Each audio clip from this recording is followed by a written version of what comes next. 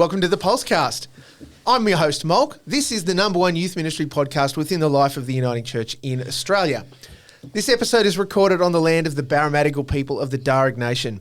Sovereignty was never ceded, and we pay respect to the elders past and present and seek to grow deeper relationships with all their emerging elders. Now, I'm a part of the Pulse team, and joining me today is the very excellent Ofa. Hello, Ofa. Hi, Molk. It's great to be here. We've got an exciting episode laid out. We've got a couple of extra special guests. We do. First of all, Ella. Hi, Ella. Hi, Molk. Hi, Ofa. Hi, and Ella. Will. Hey, Molk, how Ofa? Hello. Oh, I Guys. didn't even say hi, sorry, I said hi. Hi, Ofa. And hi, Molk. Malo. Malo. It's great to see you. Great to have you guys here. Today, we're going to be talking explicitly and specifically about ministry with youth, high schoolers, that glorious age where everything kind of fits together and we make all of the decisions that control the rest of our lives. Alpha, what do you think? Are we going to solve the world's problems? Always. That's what it's That's about. exactly what this podcast is about. So I reckon, right, and this is your focus of ministry within the Pulse Yep. team, isn't it? What does that look like for you, just really quickly? So even prior to coming into this role and being on the Pulse team, Yes. I'm also part of the Pulse team. I was a volunteer youth leader at my congregation, and that's, I think, where I think this big passion around Yep. youth ministry and the importance of youth ministry kind of grew. Sure, yeah. Outside of just being a youth member when I was, a bit younger. Great. And my experience from just being a volunteer and I think taking some of the opportunities that were given to me both by my local congregation and the wider church Yep. kind of led me to be in this role now and continue that ministry Yes. for the wider church. Right. And it's been awesome. Are we allowed to semi-swear on this?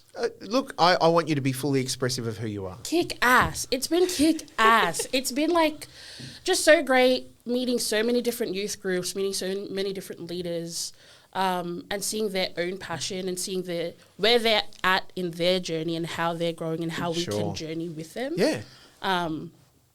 And so I'm actually really keen to kind of dig into this conversation for Good. other people to hear with both Ella and Will and Molk, who's also here. Yeah, that's who is also joining in for the ride. But yeah, that's me. Well, that's awesome. Well, let's meet our guests and ask them sort of Yeah. some similar questions, right? So, Ella, can I ask, let's start with you. Who are you? What do you do? My name is Ella. I do not work for Pulse. Good. Established. So my home uniting parish is Leichhardt Uniting Church. Great. In the inner west. So I worship there and I live at their student accommodation intentional Christian community, Epworth House. Awesome. We talked about that last week on the Young Adult Ministry podcast. Oh my gosh. So that's where I live. And I'm also a residential assistant there. So I have a quasi-employment ministry Yep. role there. Sure. And then on Friday nights, I sneak off to Ashfield Baptist Church, where I am the youth worker. Wow. So I take care of, our youth ministry there. Great. And I also study at, again, Morling, which is the Baptist Theological College. I'm sorry. No, I didn't hear you. What did you say where you at? No, I'm sorry. Play on. I It's won't stupid. incriminate myself stupid joke. on the podcast about my college. No, that's fine. awesome. Well, thank you. More power to you. Yeah, and so I want to get some more. I want to ask you some more questions. I'm sure of us as well. To just tease out then your background in youth ministry, but pause on that because I'm going to go to Will. Who are you? What do you do? Name is Will. I'm how many years has it been? 7. Couple years now, candidate. So candidate for Minister of the Word, and that's right. I've been here. I'm becoming a part of the furniture upstairs. Yeah. So seen Molk, seen Ofa a lot, Come on. and so I'm so privileged to be here to talk about young people and some of the differences that they face, I guess, in different communities. So Yeah. currently not at a church. Currently just being a dad and looking after my 7-year-old daughter, Nice. who, if you're a parent, Preach, brother. That's a full-time job. oh my gosh, tough. Yeah. Tough, but awesome. People always ask, oh, how is it? I say it's tough, but when she gives me the smile, worth it. Yep. Worth it for that one little smile, even though she's cried for how long, needs comforting, and Yep. but that smile. So at the moment, that's me. Being here, again, very long time, but good to be here to speak and share and hear, listen, experience. Cool. Love it. We're really glad that you're here, Will and Thank Ella. you. Thank you for the guys invitation. for being a part of this. My first question, both of you, because we've heard a little bit of this from Ofa already. What's your background in ministry with particularly youth, high school age young people? Do you want me to start? I think for me, before coming to this formation period, I was the youth leader at my church, and that was for about 10 years. Wow. Yeah, so... What did that look like, being the youth leader at your church? I was very young, actually, so there was a youth leader, Yes. youth leaders, sorry, who both got married and they moved on, and I was kind of like the third, just like the tag-along. Tag-along Yeah. leader. I was the tag-along leader. assistant Yeah, it was just like, I was just like, you go get the coffees, I'll go make the coffee sort of thing. Yeah. And then they both left and everyone just was like, The responsibility hey, was on mate. you. Yeah. hey, going? Yes. What's doing? And I Yes. was like, Sucked in, Will? Yeah. I'm only 20, guys. Yeah. How do I talk to kids the same age as me and Yeah. younger? So that was a real experience. And so, I mean, that was in a Tongan context or Yeah. Pacific Island context. So there were different Pacific cultures, and which was easy. Like in my respect, it was a lot easier. Sure. Because then I transitioned to the church that I was last year, and I was a youth leader there, and it was Yeah. a very Anglo context. Yep. Which was so different. Yeah. Yeah. Dynamics were different, and everything was just. It was a learning experience for me, I guess. A lot more communication. The relationships are very different. So in the island context, I can be a lot more harsh. Yeah. Sure. Because the relationships are built up. So Yeah. when I would talk to them, it was a lot more direct. Right. Yeah. Yeah, There was no sugarcoating anything. But then when I went to my other contexts, had to be a lot more loving, speak a lot differently, because I guess the issues were very different, and Yes. the things that the kids are going through and have been through are Yeah. so different, and so that was a learning curve in itself as well. So, I mean, being in youth ministry is very tough because I guess the cultures change. I mean, in regards to them Yeah. growing up in Yeah, sure. in the world, and everything is different. I mean, for the time when I was coming through, different. So sometimes the relationships are different because they have to be different. So I'm 137, Will. It's very different. That's for a what I youth mean. person Oh to my be gosh! there. Like when Yeah. I'm talking to the kids, it's everything is experienced a lot differently now, and so it's always, I guess, a wake up, because you've got to be diverse and changing as well. Not just, you can't stay the same because the questions are so different, Yes. so different. And then again, contextually with the two different contexts, different. Yeah. Yeah. So, So what I'm hearing is different. very different. It's different, but rewarding. I mean, Yep. even some Yeah. of the Christian questions that come up and arise are so different. Yeah.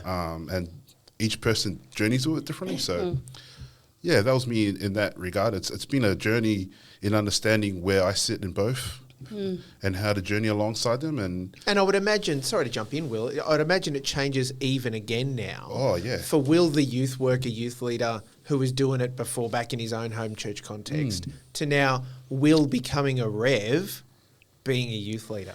yeah, so different. I think because, I don't know why, but when you start to have that word associated with you, relationships change. Yeah. Like Yeah. Yeah. everyone seems to look at you sort of differently. Even the kids, like in my last context, they looked at me like, you must be so holy. And I'd be swearing, and then I forget, oh my gosh, I'm like, Yeah. I forgot I'm not one of the kids anymore. I got to like speak a little The bit feeling of differently. accidentally dropping a swear word Oh in front of my a gosh, youth I kid. would be like, I'm like, oh, sorry kids. And like, we'd be playing sport and played rugby for a very long time. Yes. Very competitive. Yes. So when Oops, I dropped the ball. That's Oops, right. I tackled someone. That's right. So even though I attack some of the girls, I'll be like, sorry, it's just competitive nature just comes out. When you hold that rugby ball or we're playing touch Deep shoulder. and you run straight into me like that, I'm no longer a rev. that's right, something comes over and then so it's very, very different. Very different. A journey in itself. Yeah, that's awesome. Thanks, Will. What about you, Ella? What's your connection and background in this youth ministry thing?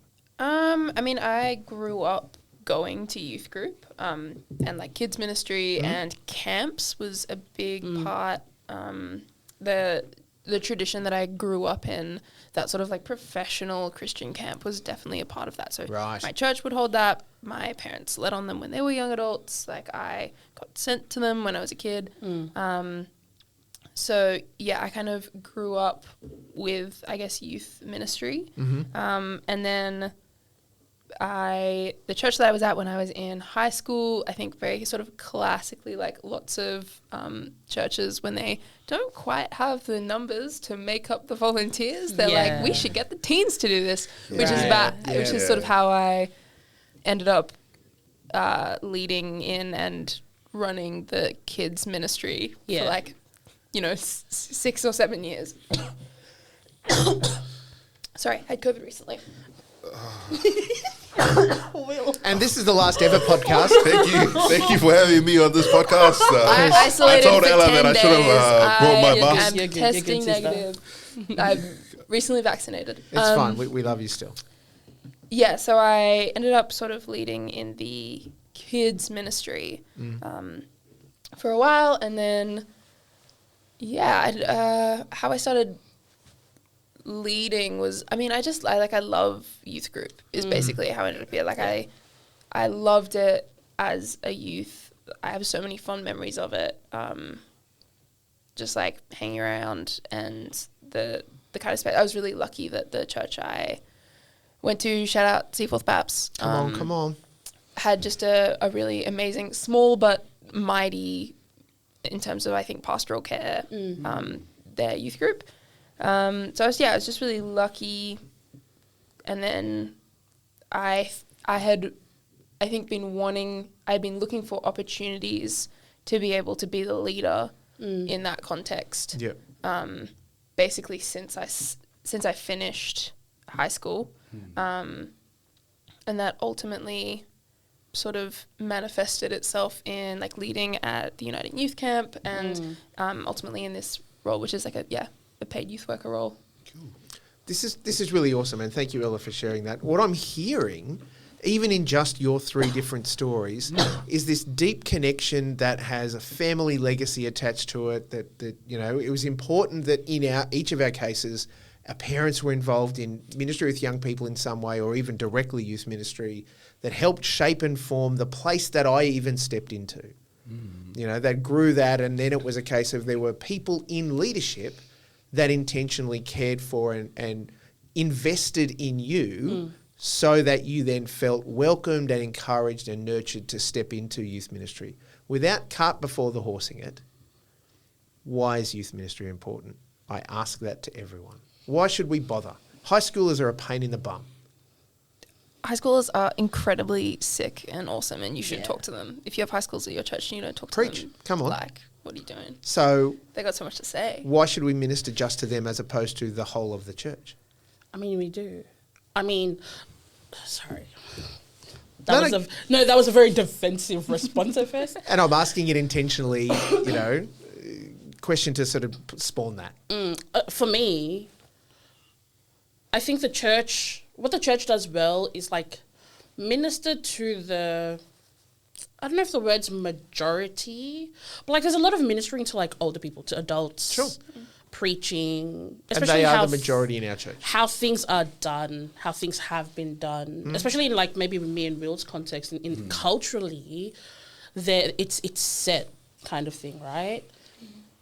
And for me, it's always, how do we include young people in this? Because I feel like sometimes young people can be really forgotten in that space. Sure.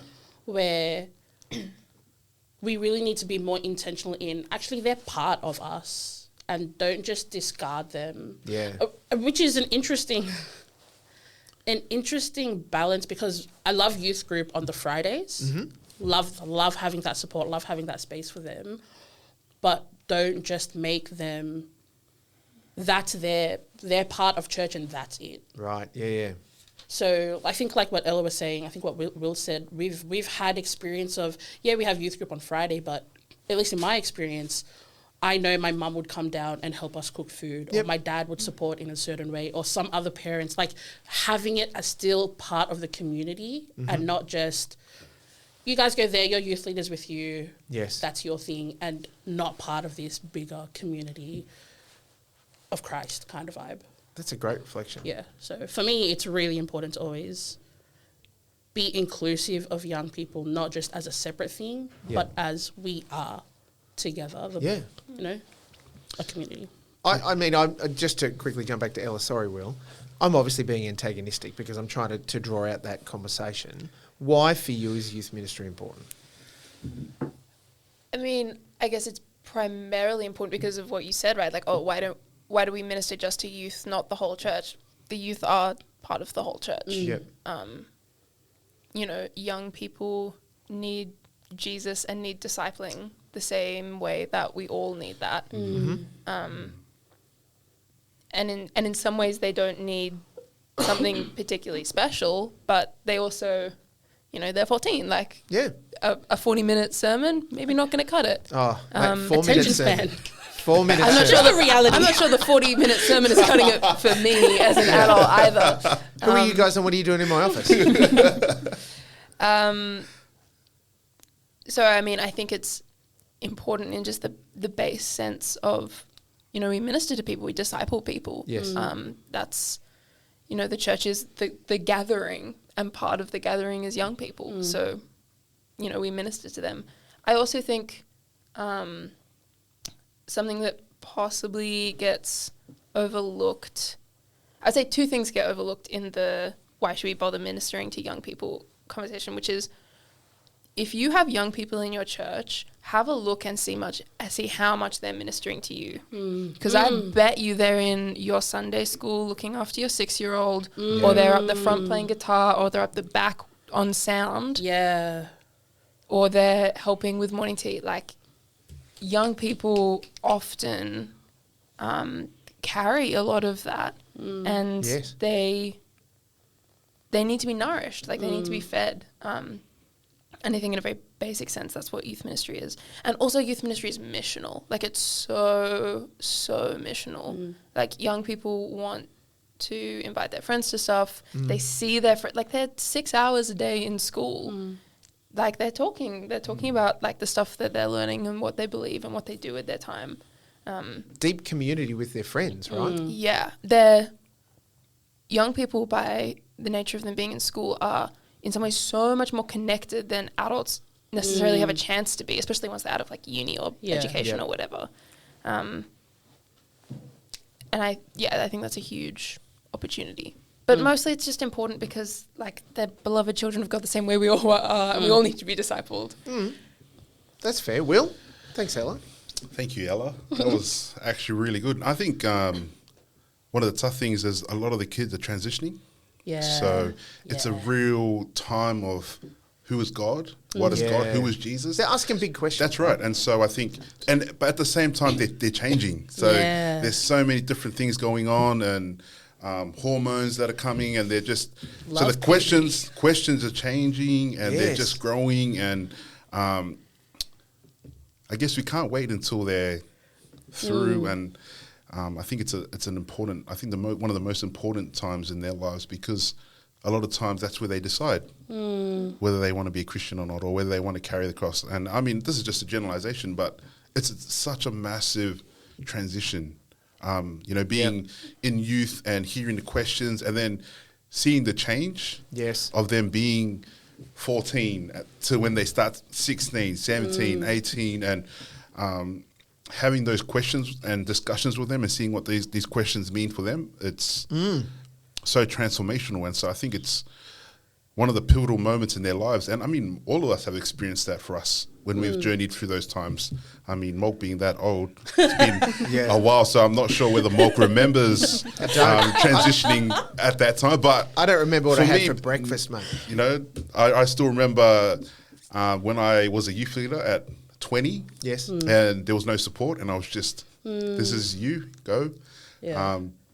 Made a lot of mistakes, but it taught me a lot of things. And then I remember others who I was leading and having those discussions with them, and the changes that they face for themselves, and understanding how different the journey is. Yeah. But knowing that it's the same God that calls us, and same God that leads us into different avenues. So I think, for me, the most important thing is there's so many changes, and then the world is changing for them. Their world is changing, so different to the world that we live in today. So, I think for me, that's why it's so important, because if we don't empower them at that moment, when? That's the question I always ask, when? Because it's going to be too late when you say it's time, it's ready. You know, especially in the Pacific culture, we wait till we're a lot older.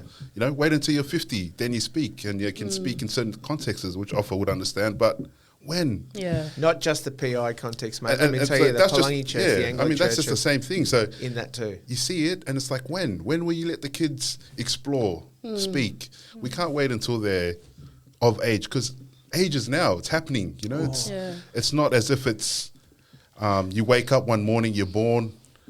I mean, a lot of the things we forget is they've experienced so much. Even at the age of 12 to 14, you sit there, you talk to them, you think, wow. So much wisdom.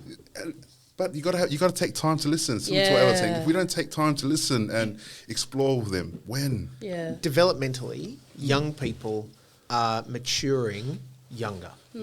Like the Australian Medical Association released some stats that since 1901 to, I think at the time it was probably the early 2000s, the age that a young woman, I'll be gentle, matures, right, starts to... Worse. Just say puberty. Right. The age that a young woman starts having her period, in 1901, on average, it was 16. Wow. And now it's much earlier. Early 2000s, it was 11. Yeah. And they're saying there are now young girls more regularly having their periods start when they are 9. Yeah, I heard that. So confronting. there is some societal issues, there are some diet issues connected to that and how we grow and develop. But the issue absolutely at play here, when we consider that, is that young people are having to take some autonomy over themselves heaps earlier than even their parents, let alone their grandparents. So big questions are being asked, and you guys have all named that in the kind of context around, if we're not asking these questions of faith and seeding into and feeding young people, then we are letting them navigate some hefty big decisions effectively on their lonesome, or with a framework that is difficult to challenging. I would say, like, I think the church, in how it does youth ministry, has a really unique and quite incredible opportunity, because I do think you're right that kids are being left to just like make choices. Yeah. But I think it's being accelerated. Like, I'm going to sound like I am the 20-year-old in youth ministry. Like, I'm 21. Totally right now. Like, Come on, Ella. that is me right now. So Do it. I'm about to sound very old, but I promise I'm really young. I do think it's being accelerated by like online, the social internet. Social media. Yeah. Just access. And there's no way parents are ever gonna get it. Like, not to sort of be a bit of a doomer about it, but like, you just can't keep up. Yeah. And it's getting faster and faster. Like, it's not the same sort of gap that there was between a parent and a kid 60 years ago. Like, it's accelerating all the time. And youth ministry, and I think especially of like the youth group space, is one of those really important like third spaces. It's not home and it's not school. It's not parents or a teacher. It's someone who's a bit older than you, but not heaps older than you, like, knows about TikTok or whatever. Sometimes. Yeah, generalizing here, but I think that's one of the strengths of young adult leaders. Agreed. Hard agreed. Is there's someone who can maybe get it more when you're like, oh, like, my parents never really talk about this, or they seem to have this really hardline view, and like schools for maths or whatever. Like, I'm seeing all this stuff, hearing all this stuff, being asked to make decisions, both like opinion-wise and with my actions. Like, what do you think? Like, what should I do? That's, even if it's never as direct as like, tell me what to do, youth leader. It's that third space where they can explore. Sounds like so naff, but like, excellent choice of word. I think I love that word. I mean, even when I was in youth group, and I had to tell my youth group, because they just had ideas that everything was going to go perfectly. So I said, find a good group of people and know that when things go wrong, it's okay to go wrong. It's because I think the assumption is everything has to go so right. Yeah. And because things are getting faster and the world is changing, then it's like, I got to make this, be this, do this, and there's no time. And I think even Go. even part of that is, especially for youth, young people, high schoolers today, part of that assumption that everything needs to be right or look perfect is how they see things on social media. Oh, man. How influencers' lives could look so good, or even how their friends, like, you get this like image of a really select part of someone's life, and so you don't see the parts that go wrong. You don't see the ugly parts. You don't see the hard work it takes, and so it's so easy for them to assume, okay, so I need to be good at everything and nothing can go wrong. Otherwise, life is the worst. It blew my tiny mind. And look, I acknowledge I'm an old man. I'm still learning things. It blew my mind to hear, not from an influencer, but just other young people when they were trying to take a photo to post on their Insta. Right? They just wanted one photo. They took 60. Yeah.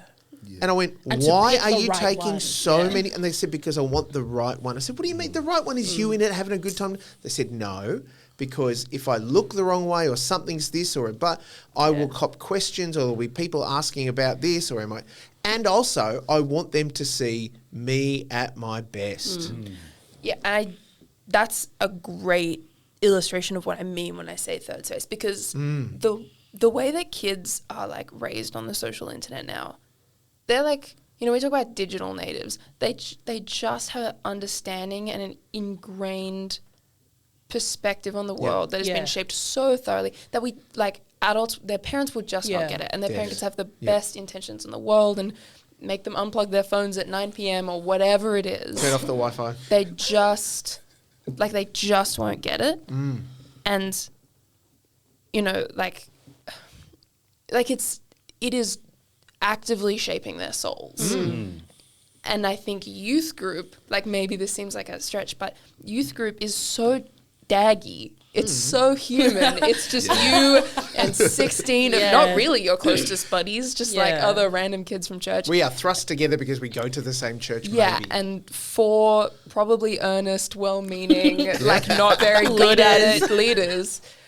Show me your TikToks. And like show me your TikTok dance, but also like, you know, spill something, do a messy game, like ask a question that you're a bit embarrassed about, like have something that isn't, you know, that pressure of school and home, but isn't also this online metaverse where, This is such a valuable recognition, I think, that to have a space and a place where high schoolers, particularly, that's what we're talking about when we talk about youth, have separate to the other parts of their lives that in a very safe way generally step them out of the relationship with their parents and into relationships with their peers and also into relationships with other adults, young or otherwise, that just love them, that want to support them and care them and help them make good decisions. They're not there to say, Ofa, you need to do this, this is how you situate it. Young people, particularly high schoolers, grow best in a place where they can stretch their arms out and not touch the sides, but know that there are people around them that will help pick them up when they fall. You know, it's such a challenging thing that we don't often recognise. We recognise the importance of community, but we don't recognise the importance of space and place. Yeah.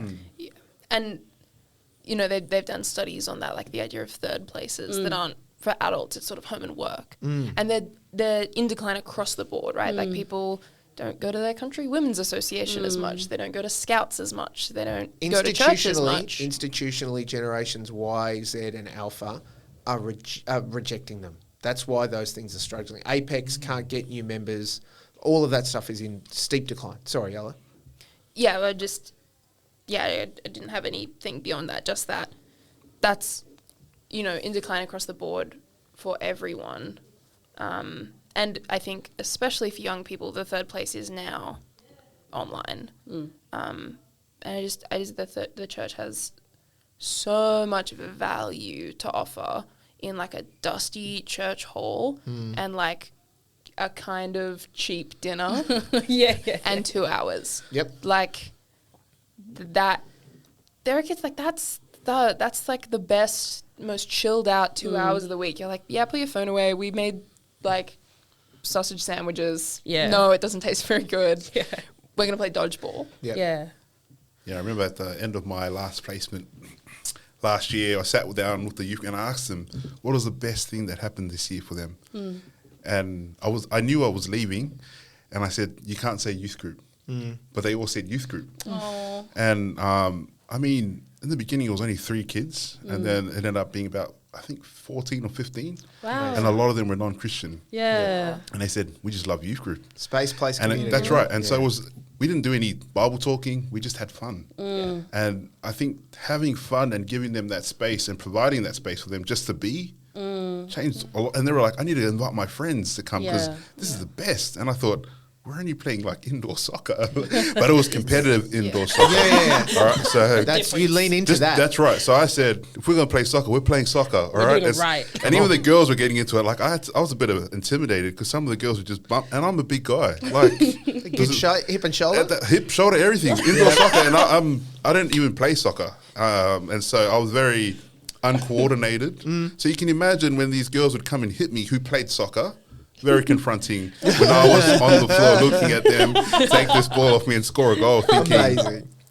well, it's still competitive. Yeah. So, Yeah. But yeah, it was interesting, especially the ones who weren't churched. Yeah. To hear them say it was youth group, and I thought, like, I don't know. For me, I was like, this is a bit boring. Like we're just doing the same thing every week, but it meant so much to them. So Yeah. My youth group is the same way. Like a big bulk of those kids, their families don't come to church. They were like the friend of someone at some point and got invited along. And I'm like, don't you guys have anything better to do on a Friday night? And they don't. I would say the same thing. I'd be like, why are and, you here? you know, Like, and thank the Lord. But like, yeah, like, I mean, my kids are younger, Yep. in the younger sort of end of things. And look, maybe some churches really fight that battle once kids can drive and party or drink or whatever. Yep. But there's a lot of kids that like want something to do. And want community. Yeah, And want consistency of it. So if that's if that's what young people, particularly high schoolers, want offer, how do churches that might have energy for but don't know how to start, or have got 4 kids coming along to youth group and don't know how to transform it, well, not just offer, and Will and Ella, how can those churches lean into that? How can they improve it? How can they develop their youth ministry? I mean, before anything, for me, I think there needs to be an understanding, like a wide understanding of, Will mentioned it earlier, it's not, the youth are the future of the church, right? The now. Yeah, what are youth we are doing the now? church. Because they are here. Even if it's 4 of them here, Yes. what are we doing to support those 4? How are we including those 4? Great. How are we statement. loving those 4 as Jesus tells Come on. us to do? Come on. Yeah, and we can't fall for the idol of church growth. Yeah. Right? Your 4-person youth group rocks. Yeah. That's And- 4 young people who want to come up Lean into and, that, and right? hang out every Friday and talk about Jesus. I mean, that's with exactly what you happened and at our youth. It was just exactly like that. Like Yeah, these my- 3 came in and it was like, Same with mine. we just had so much fun. And then they were like, I need to invite my friend. Yeah. And then one kid came the next week, and then that kid was like, I've got to tell my best mate. I told him. How and much then, fun you had. Yeah, and then it just... And I think that's part of it, right? You can't just have the intention of, we want to grow. Like, it's a numbers game. Yeah. Where's the genuine, actually, I just want to love these 4 people. Because when they genuinely feel the love and being part of community, that's when they're like, actually, my friends might dig this. Actually, my cousin might dig this. Actually, like, but you have to change the mentality of, things will get sorted out once they grow a bit older. So we need to do the coolest youth ministry things that we can do. That's what's going to draw them in. You need to do the daggiest things It's that not you can cool. possibly It's think intentional. of. It's genuine. Yeah. It's Wow. Authenticity is better than cool. Better than cool. Yeah. Because I'm going to tell you, I mean, Ella mentioned it before. These kids are already on top of all the trends. Yep. They're already on top of what's online, what's cool, what's not cool. The church is always so behind. Don't try to pretend. If you follow the culture slavishly, trying to convince kids to come to youth group, You'll you'll always be never behind. set it. Yeah. You'll Yeah. never set the culture. Yeah. Yeah. Spot You'll on. always be chasing it. Preach, Ella. And look, maybe some youth groups have a problem of like, you know, kids just dripping with coolness or whatever. I got daggy kids. And like I was a daggy kid. Same. And those kids matter too. Like youth group is for I them am a as well. daggy kid. Oh, I remember in the beginning they came in a bit cool, and then And then you realize like you can just chill. competitiveness changes you. I mean, I'm not even joking. After that body slam. That's right. When we were playing soccer, Like a first you're coming in 11-year-old with your best shoes, you're like best shorts, Yeah. best shirt. You're going home, ripped shirt, Yeah. shorts are looking better. And You're then like sweating. Then you start thinking, life choices. That first let's be a bit hospital smarter visit- next That's time. right. That first hospital visit really changes you. Oh. Safe church though. So, like, I haven't had any hospital visits so far. well done. I'm loving this energy. I'm loving the passion and the enthusiasm for ministry with young people. I'm excited that you guys have got your experience and your expression to lean into it and offer. I know that from a Pulse point of view, a lot of everything that we've spoken about today is deeply connected into and draws out of growing young, which the Pulse team will have a conversation. And look, if anyone's listening and wants to talk about growing young, hit us up. Joe, Joyce, Ofa, Molk. We would love to come and talk with you and your congregation about how growing young can help transform your ministry with young people. So that's a really positive thing. This is your last opportunity. We have to wrap up the podcast because I would love this to go for another hour, but other people might go, Molk, this is really dull. I'm really vibing on it. And I want to give you guys, this is your 30-second elevator pitch. Youth ministry, why you love it, why you're passionate about it, why the church should keep doing it. Are you looking at me? I'm looking at all of you, but I'll start with you, Will, because you spoke first. 30 seconds, go. Oh, I don't know what to think about. 30 seconds. Can we come around? Sure. So you want me to go someone else? Yep, Ella. yes, please. If you're a Christian, Jesus has told you to go and make disciples, and you will not have any better fun than going and making disciples of high schoolers. Awesome. Yeah, they, like the 2 hours of youth group are easily one of the highlights of my week. I love hanging out with them, and they're hungry. They're hungry for more. They want to be taken seriously, and you, as just by the virtue of being an adult, have the power to take them seriously. Nailed it. That taking them seriously stuff is so important. Yeah. Phenomenal. Thanks, Ella. I'll go to Ofa Okay, fine. because Will is not ready, I can tell. I don't think I can do this in 30 seconds, but I'll try to keep it as short as I can. Go.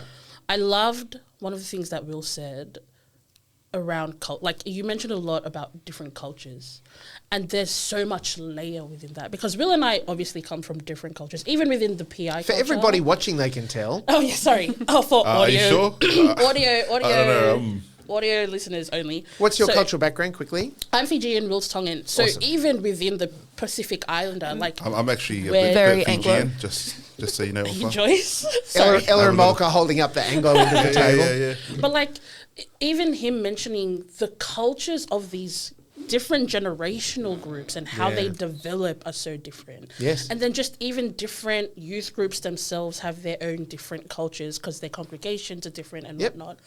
And we need to be okay with acknowledging that, and we actually need to be okay with adapting to that and still loving them Spot on. for all the differences. Yes. Which means we have to do a lot of like, actually, that's okay. I'm going to mess up. That's okay. So Yeah. I love that you really emphasize that a lot during this podcast so that other youth leaders out there know they don't have to also be perfect. Ella's also been great at letting us know about that today. So Awesome. my thing is just go and do it. Yep. Go love them, be genuine. It's like an hour and a half of your week, and you're going to have so much fun. So I really can't much stress fun. how much my fun you're gosh, going to have. So much fun. Thank you. Thanks, Ella. Thanks, Ofa. Will? I think for me, it's I love what Ella said about it's not about growing the church.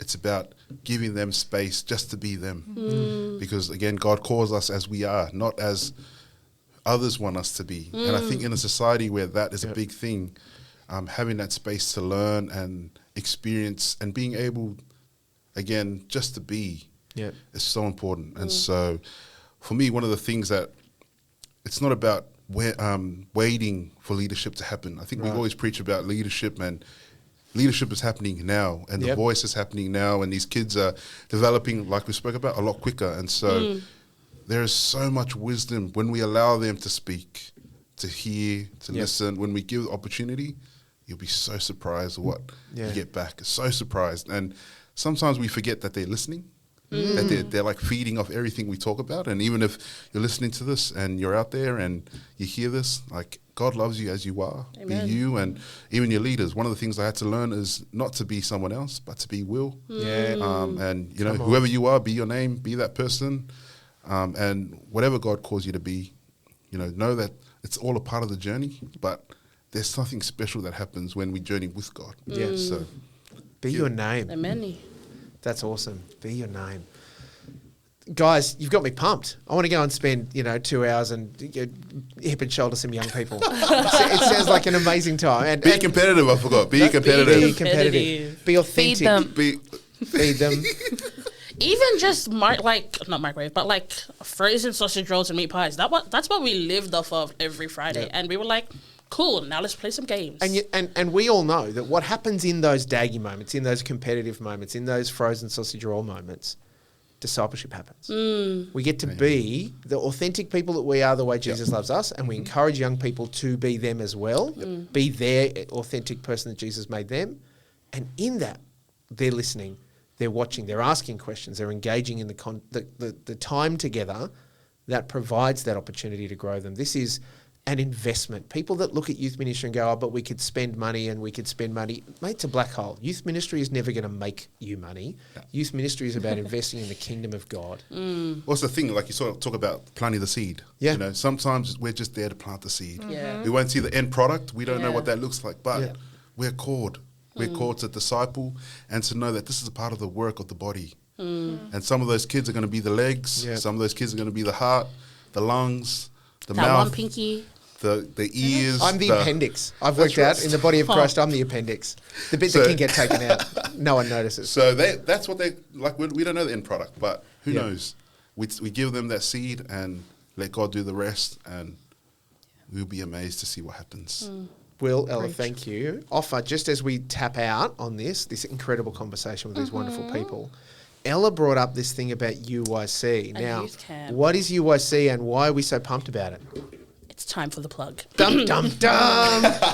So, we are having our second Uniting Youth Camp, which is a camp for Year 7s. You can count them on one hand. 1, 2. Second. We tried having it earlier, UYC but COVID. Electric Boogaloo. But it is what it is. It's the squeakle. Wait, what's the age group? So from Year 7 to Year 11, high schoolers. Year 12s, For you're campers. invited. Campers? Campers year 7 to 11. Year 12s, you're invited, but it's HSC time, so you might want to study. I think it's like only a week or two out. Oh, it's the from very that, next actually. week from camp. But yeah, it's on from October 3rd to October 6th. That's a Tuesday to a Friday in the second week of the school holidays. Last year we had so much fun. Ella was there as one of the young adult leaders. Cool. Molk and I were obviously there as the directors of the camp. More information will come out, but just a really quick plug, because youth ministry, mountaintop events, meet other young people, other young leaders, and we just have fun together. Really Bang, quick bang. top line. UIC, Uniting Youth Camp 2023 is coming. Where's it at? Oh, right. It's at the Coleroy Centre this year. Cool. Right next to the beach, and there will be beach time. Funnily enough, in Coleroy, we're expecting about the same kind of monies that last year was. So in that early 300s, particularly for the early bird, if people go, Molk, that's a lot of money, I want to come, but it's difficult. Is there opportunity for sponsorship? Yes, let us know. We're happy to work with you, and both, not just with you, but with your churches as well. But if not possible, there's subsidies we're happy to help support you. Because we don't want finance to be a barrier for young people to have fun and gather. And if I'm not a young person and we have no young people in our church, is there a way that we can help support or sponsor a young person to come? Yes. Do I know that process right now? I can tell you. It's called the Send a Kid Camp Fund. There you go. Pulse have got a fund that people can donate, congregations can send money to, so that they can say, well, we can round up $300 between us. We want to send a young person to camp. And that makes, as we've heard today, an eternal difference in their life. So Coleroy, October, UIC 2023. Come and be a part of it. Do we have a theme? Our theme this year is, That's My Team. And you can be on our team by praying for us. Amen, Ella. Oh my goodness. You're a natural. So Look at how this Look goes. at you go. If you aren't sending a kid to camp, or you want a kid going to camp, and you're like, how else could we support it? Pray for us. Amen. Please. There's leaders, there's planning, there's actual leaders that are going to come to camp. There are young people coming to camp. There's travel, there's activities, hip and shoulders, beach There's time. a beach. There's a speaker. Who is the speaker? Our lovely speaker this year is Reverend Farmatang, minister up in Queensland, who's happy to come down and join us. We're stoked that Farah is joining us. She is full of energy, God's love, She's awesome. and Oh, life. she's the best. She's going to tell some great stories, and she's going to challenge us, no question, Amen. about finding our belonging in Jesus Christ and what that looks like in how we develop in that. UIC, be there. You want to do it. Check out the Pulse socials to make sure you know what to do. And just to tap the end of that out, if you want to know what the Pulse socials are, Pulse socials. This is too long. Contact-pulse at newsouthwalesact.uca.org.au if you want to email us at UCA Pulse on Facebook, on Instagram, on TikTok if you want to connect with us, and all of the promo will be going up there for UIC so that you know what it is. And of course, at UCA Pulse on YouTube, you could be watching us there, or you might be subscribed via Spotify or via podcasty things, listening to us. Spread the word. We've got resources that can help you promote UIC in your church. So we'll make sure we get them out to people, but absolutely hit us up. So, hey, I want to get it. I want to tell people in our church about it. I might make Molk's life harder for him and say, check link in bio or show notes. Oh, Well, yeah, certainly. Probably. That'll be in a thing. all of the social media It'll bios. definitely be in the show notes. don't even There is no know. question. And our socials will absolutely carry all of that as well. So it will be very difficult if you are connected to Pulse to miss it. We're glad that you're involved. We'll let you know. Friends, Ella That's a specifically. threat. that is both a promise and a very scary threat. This has been the PulseCast. Thanks, Ofa. What is that? How much? That's not good for an audio podcast. Doing this helps nobody. Sorry. Thanks, Will. Thank you. Thanks, Ella. You're welcome. I've been Molk, and I'm your host. This has been great. The #1 youth ministry podcast within the Uniting Church in Australia. Woo. We're so glad you joined us. Bye.